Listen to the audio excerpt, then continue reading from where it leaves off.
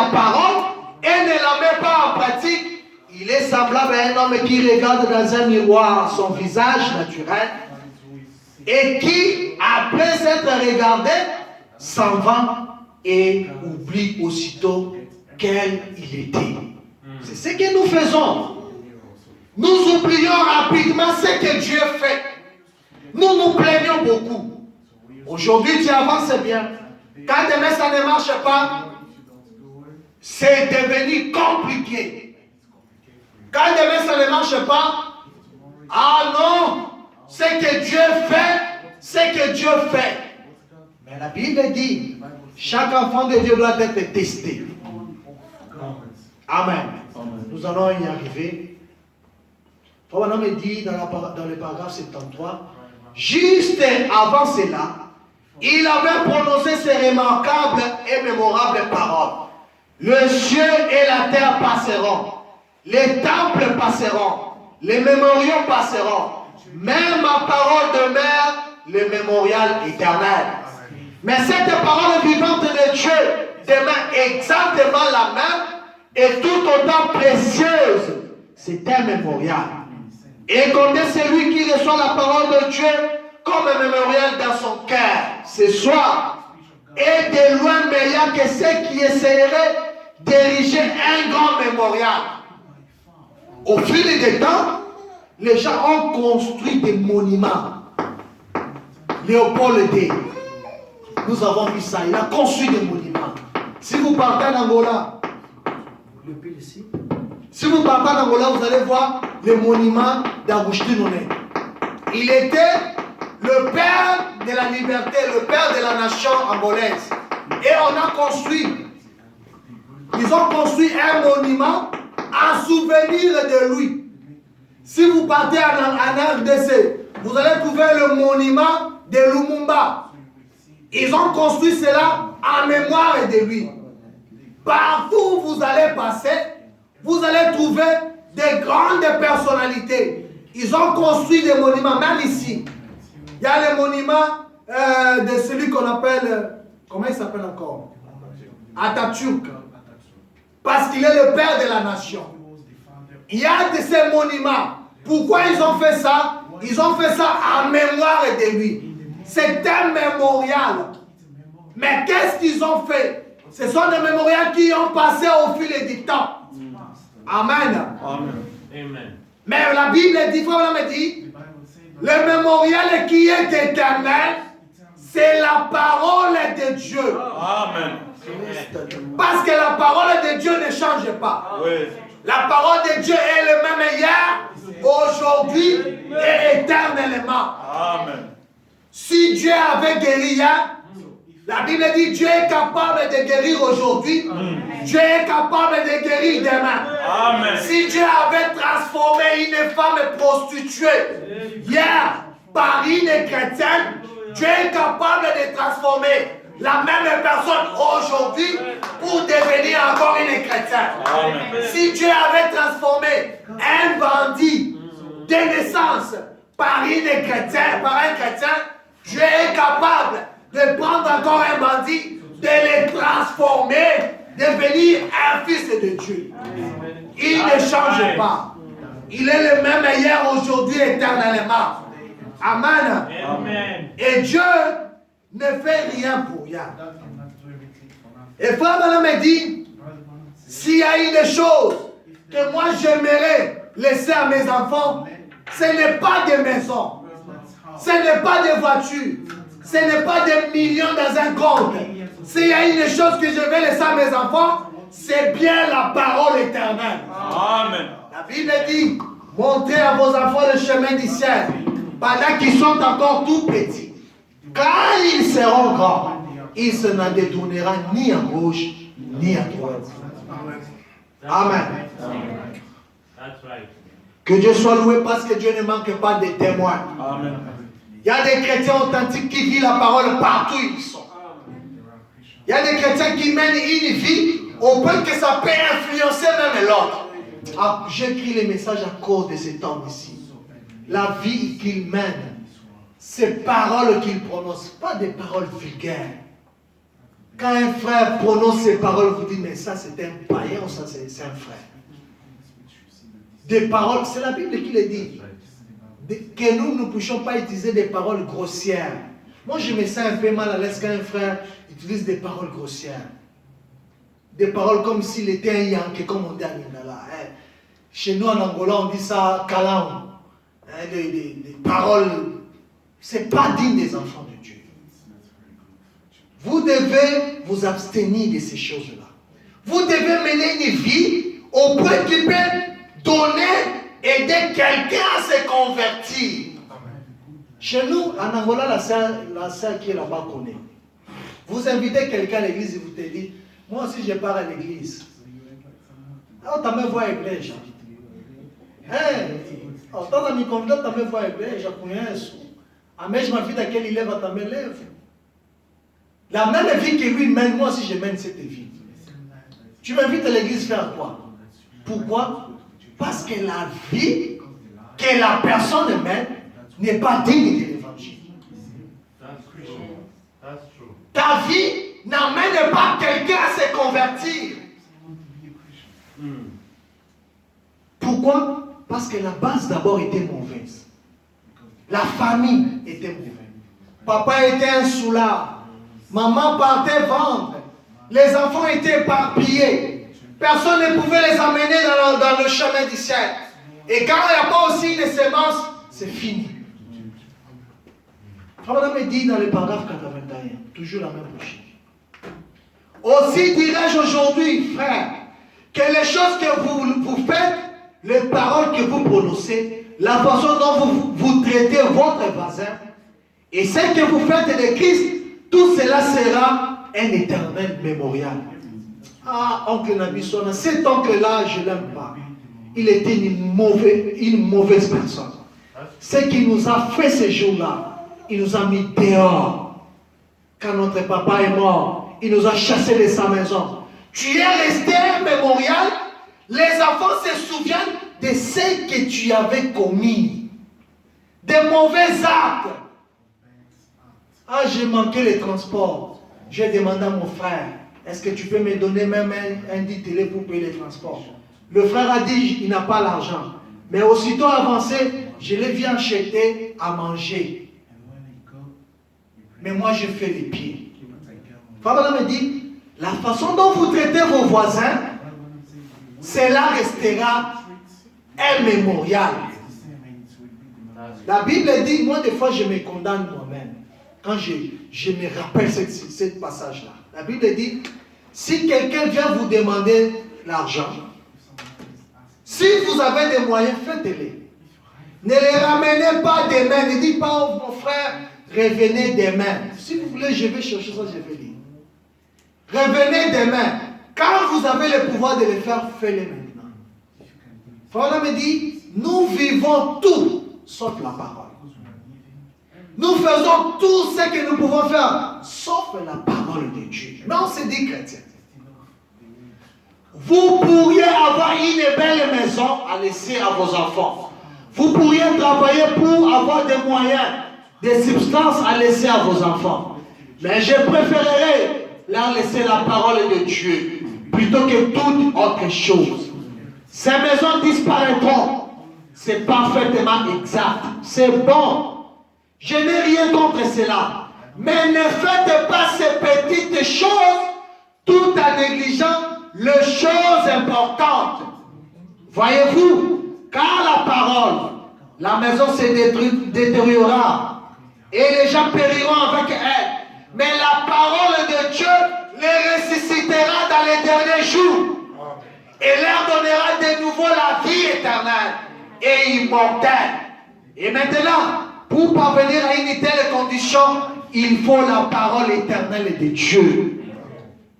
Les maisons un jour, ça va se détruire. Frère, c'est des choses que tu peux donner à ton frère. Même ton frère biologique, montre-lui les chemins du ciel. C'est quelque chose que tu peux donner à ta sœur. C'est de la montrer les chemins du ciel. Dis, écoute, si je suis ce que je suis aujourd'hui, c'est grâce à ces messages ici. C'est grâce à cette parole. Parce que je vis la parole et Dieu m'a guéri. Dieu m'a béni. Dieu a fait ceci, cela. C'est une des choses que nous pouvons bien laisser. Frère me dit, les maisons vont se détruire. Tout ceci va se détériorer. Mais ce qui va rester éternel, c'est la parole de Dieu. Frère me dit que la parole va ressusciter la personne dans les derniers jours. Si la personne croit la parole et qu'elle reçoit le Saint-Esprit dans l'âme, même s'il meurt aujourd'hui, dans les derniers jours, la personne va ressusciter. Amen. Qu'est-ce qui va ressusciter la personne? C'est les millions que tu as laissés dans les coffres. Non. C'est les bâtiments que tu as laissés. C'est les maisons que tu as construites. Les maisons ne vont pas ressusciter. L'argent que tu as laissé, ils peuvent utiliser ça. Mais si tu leur donnes la parole de Dieu, le Saint-Esprit, Christ, la parole va les ressusciter au dernier jour. Amen. La parole vous donnera la vie éternelle. Comme on m'a dit, lorsque le médecin dira, Billy, je n'ai rien de plus qu'on puisse faire pour toi. Peut-être qu'il sera à l'hôpital. Je verrai mes enfants. Je les embrasserai pour leur dire au revoir. Je dirai, mais papa ne meurt pas, les enfants. On dit papa ne meurt pas.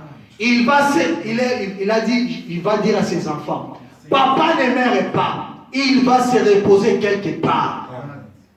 Car si ce tabernacle terrestre est détruit, j'en ai déjà un qui attend. Quel mémorial dont on peut parler franchement. J'aimerais mieux faire cela en présence de mes enfants plutôt que de dire, mes chéris, j'ai pour vous $1 million dans telle banque, 1 million là-bas dans un autre pour vous. Je préférerais bien laisser cet autre témoignage-là en partant, laissant derrière nous des empreintes de pieds sur le sable des temps.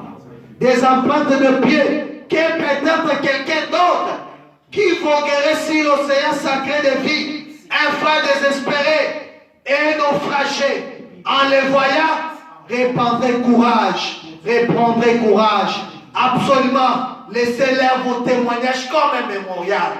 Je peux dire, mes frères, comme j'avais écrit dans les groupes, écrivons l'histoire du message ensemble, dans la ville d'Istanbul. Nous allons laisser un mémorial.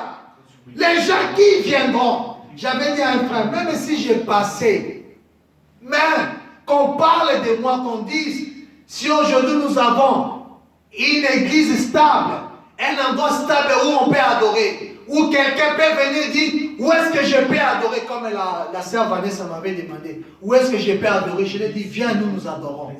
Que nous puissions un peu avoir une référence, que les gens parlent de moi dans un bon côté. Écrivons cette histoire ensemble. Vivons la parole de Dieu. Laissons les traces dans les sables mouvants. Soutenons ce qui est de Dieu. Faisons les sacrifices pour tout ce qui est de Dieu. Nous allons laisser un mémorial.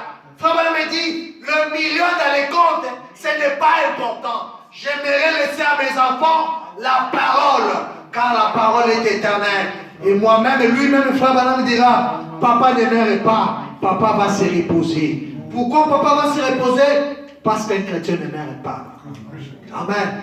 Parce qu'il a la vie éternelle à lui. Il ne meurt pas. Frère Madame a dit, un jour il y avait un vieil homme qui a servi Dieu toute sa vie. C'était le frère Bozov. Il a appelé frère Madame, mais frère Madame, viens prier pour moi. Viens, je vais traverser de l'autre côté. Quand le frère Madame est arrivé, il a trouvé le frère Bozov qui était malade, qui voulait déjà partir. Il a demandé à frère Bozov, quel est le moment le plus important de ta vie? Le frère Bozov a dit, c'est ce moment ici. Je vais quitter la terre pour aller de l'autre côté, rencontrer Jésus. C'est lui que j'ai prêché sans avoir vie. C'est lui que j'ai chanté sans avoir vie. C'est lui que j'ai soutenu sans avoir vie. Mais maintenant, je te dis, je vais traverser de l'autre côté. Parce que de l'autre côté, nous serons dans les vrais pavés d'or. Là où l'agneau et la lumière. Amen. On n'aura plus besoin de cette lumière ici. Parce que là-bas, de l'autre côté, l'agneau sera la lumière. L'agneau, c'est Christ. C'est Jésus qui était dans la chair humaine, qui est parti nous préparer des places. Il a dit, dans la maison de mon père, il y a plusieurs demeures. Si cela n'était pas ainsi, je vous l'aurais dit. Et de l'autre côté, il y a nos théophanies. Amen. Amen. Il y a des maisons qui nous attendent. Nous allons quitter cette terre. Frère Madame me dit, le plus grand mémorial de toute l'histoire, c'est Jésus-Christ. Amen. Amen. Amen. Nous avons parlé de Hitler. Mais en se souvenant de Hitler, nous voyons le mort. Nous voyons les ténèbres qu'il a laissées. Nous voyons ce qu'il a fait de mauvais. Nous pouvons parler de Pharaon et voir comment est-ce qu'il est mort. Nous pouvons voir un monsieur que Frère Madame a parlé ici. Il disait, la Bible est fausse, ce n'est pas la vérité.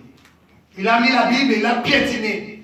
Il a dit ça, c'est du mensonge. Il n'y a rien de vrai ici, comme les gens le disent. Batunde Bakomakan, ce sont les gens qui ont écrit ça. Ça n'a rien à voir avec moi. Cette Bible ne sait rien. Et cet homme a pris la Bible, il a dit, le jour où je mourrai, si ma tombe mettait une statue de moi, avec la Bible en bas en train de piétiner, pour montrer que l'évangile n'est pas vrai. Et si, quand vous le faites, si je suis en erreur, que les serpents sortent de ma tombe. Et la Bible dit, Frère me dit, ça n'a pas pris beaucoup de temps, ce monsieur-là est mort. Quand on a mené son corps pour enterrer, quand on mettait le corps, subitement, 3 serpents sont sortis. On l'a tué sur place. On a mis le monsieur, on l'a enterré. Jusqu'à aujourd'hui, Frère me dit, les serpents ne font que sortir de sa tombe.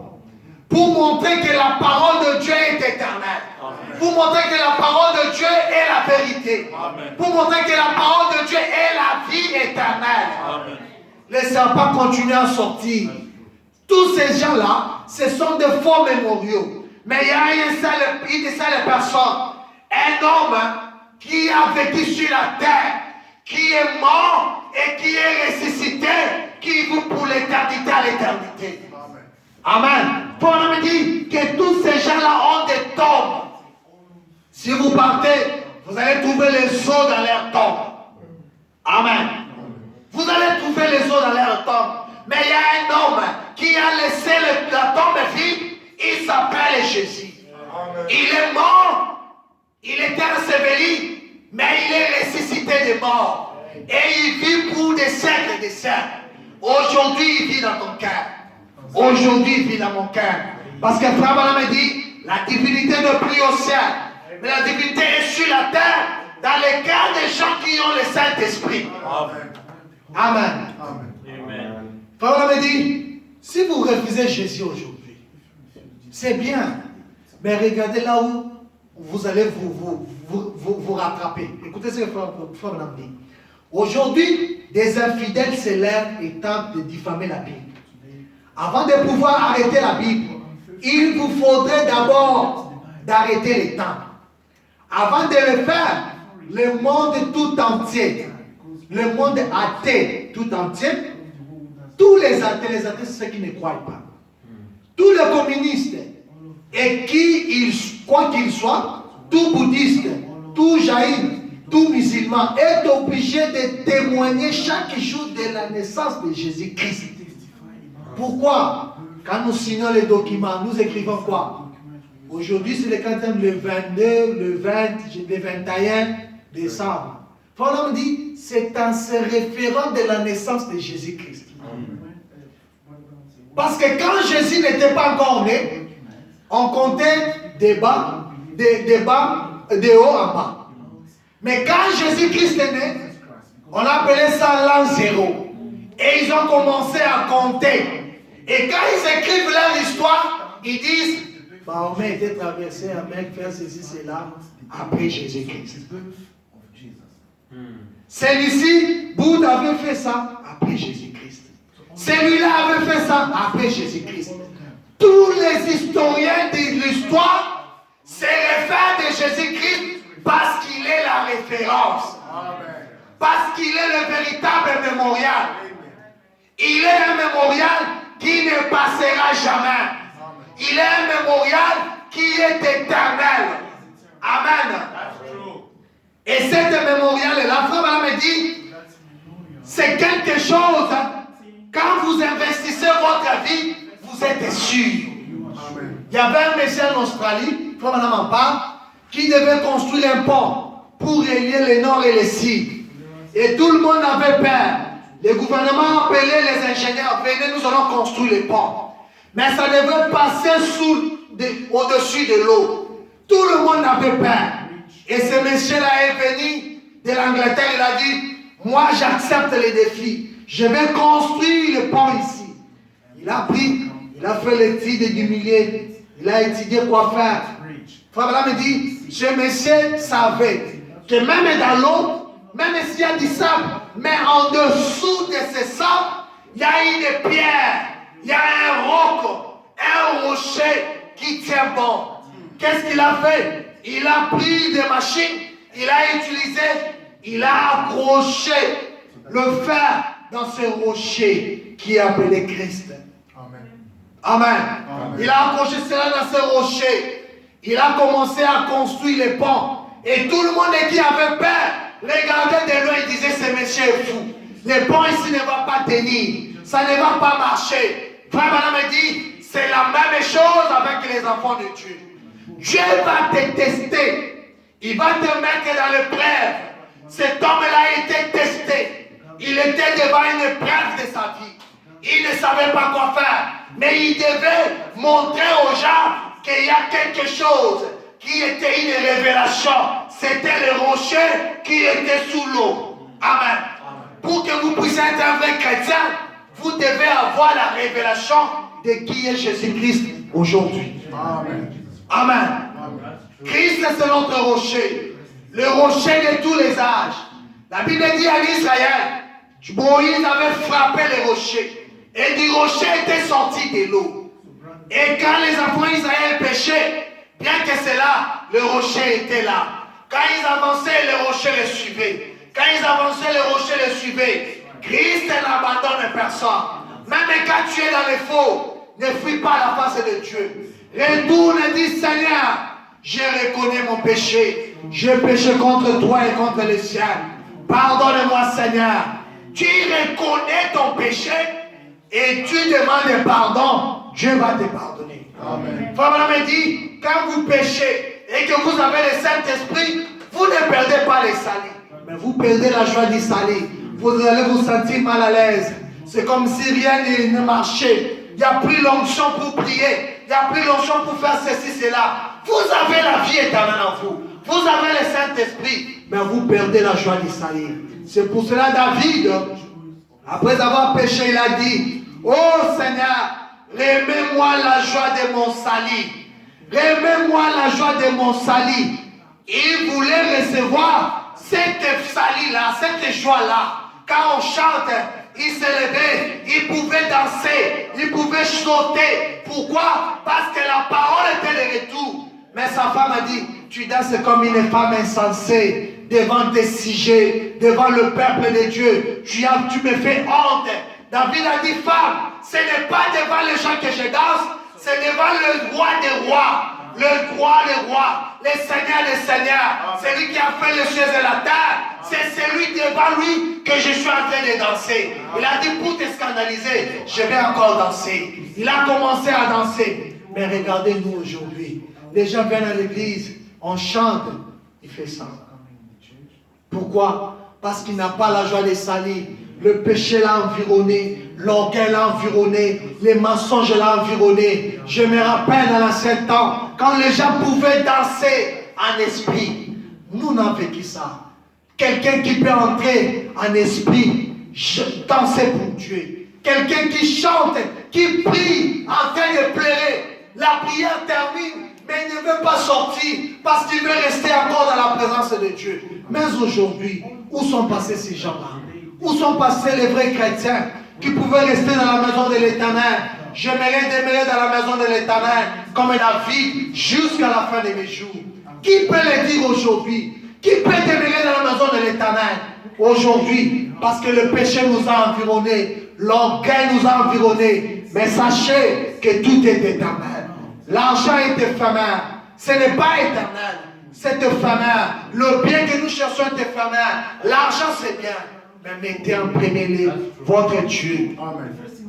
Mettez la parole de Dieu en premier. Mettez Christ en premier. Servez d'abord Dieu et après vos besoins. Faites tout d'abord pour Dieu, après vos besoins. Nous étions venus ici sous la neige. Sous la neige, je vous dis, avec notre bébé.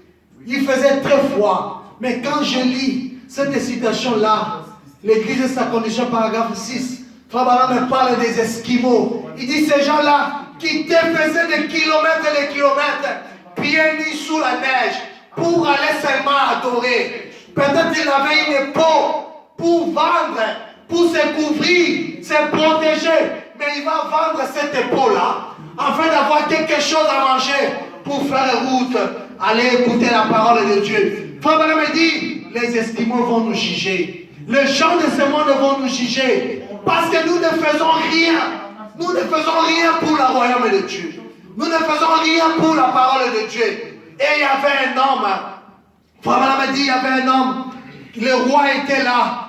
Et il était devant. Les soldats passaient en train de défiler. Il faisait les salis. Il est passé. Mon général, roi excellence, les gens passaient. Mais au fond, il y avait un monsieur, un fatigué qui venait comme ça. Il ne savait même pas faire le sali. Il avait les habits déchirés. Il avait des cicatrices sur son front. Et Frère Branham dit, cet homme est avancé. Le roi a dit, monsieur, retourne encore, reviens. Tout le monde était bien habillé. Mais lui n'était pas bien habillé. Aujourd'hui, les gens peuvent dire, je n'irai pas à l'église, je n'ai pas d'habits. Je n'ai pas assez d'habits. Seulement cette veste ici, j'avais mis ça le dimanche passé. Seulement cette robe ici, j'avais mis ça le dimanche passé. Je vais encore reprendre. Mais cet homme-là n'avait pas honte. Il a dit, bien que le roi est là, je vais quand même porter cet habit déchiré. Je dois défiler. Je vais passer pour que les rois puissent me voir. Que le roi me connaisse. Je suis quand même son soldat. Je combattis pour lui. Et le roi a dit, monsieur, retourne un peu. Pourquoi tu es comme ça? D'où est venu ces cicatrices? Il a dit, oh roi, vis éternellement. Ces cicatrices ici, je l'ai attrapé quand je combattais pour toi, pour mon roi, là-bas au front. Oh, pourquoi tes habits sont comme ça? Il y avait une bombe qui était descendue, qui a bombardé. Et mes frères, mes collègues sont morts. Moi, j'ai survécu. Il a dit, viens, assis-toi à mes côtés. Tu es digne d'être avec moi. Frère Branham me dit, nous devons avoir des cicatrices pour Dieu. Nous devons avoir des plaies pour Dieu. Nous devons mener une vie difficile. Nous devons mener des moments difficiles pour la parole de Dieu. Et Frère Branham me dit, ces Esquimaux, ces Indiens ici, recevraient tant de la Réunion. Ils recevaient beaucoup de bénédictions de la Réunion. Pourquoi? Parce qu'ils faisaient des sacrifices qui les coûtaient beaucoup. Ils mettaient tout de côté pour mener une vie digne de l'évangile. Il y a des femmes, oh non, je garde ma virginité jusqu'au mariage. Cet homme-là me suit, il me donne l'argent, mais je garde ma virginité. Un homme peut dire, je garde ma chasteté, même s'il y a des femmes nues, même si elles me séduisent, je ne vais pas le faire. Je garde ma position à cause de ces messages. Et un jour, quand je serai devant le roi des rois, je dirai comme le roi Ézéchias, Seigneur, souviens-toi de moi. Je marche avec intégrité devant toi. J'ai marché avec intégrité du cœur devant toi quand j'étais sur la terre. Et l'agneau sortira des néants de quelque part, comme devant cet évangéliste-là, l'éternel écrit. L'ange était venu, Jésus-Christ était venu. Il a dit, Père, pardonne-lui. Pardonne-lui. Quand il était sur la terre, il avait pris position de moi. Et je suis mort pour lui. J'ai versé mon sang pour lui. Amen. Que Dieu dise de ça pour toi aujourd'hui. Tu dois être un mémorial. Quel mémorial? Quelqu'un qui a vécu dans la parole. Quelqu'un qui a donné sa vie pour Christ. Quelqu'un qui a mené une vie de l'évangile. Quelqu'un qui peut amener les autres à croire à ces messages, à se convertir, à se baptiser dans l'eau, dans le nom de Jésus-Christ, à mener une vie digne de l'évangile. Quelqu'un de confiance. Quelqu'un que Dieu peut regarder. Dit, Satan, regarde sur la terre. J'ai un fils comme Job qui vit ma parole. Que le Seigneur vous bénisse. Nous allons nous mettre debout. Nous voulons être des mémorials, des personnes qui vivent le message, des personnes qui mènent une vie digne de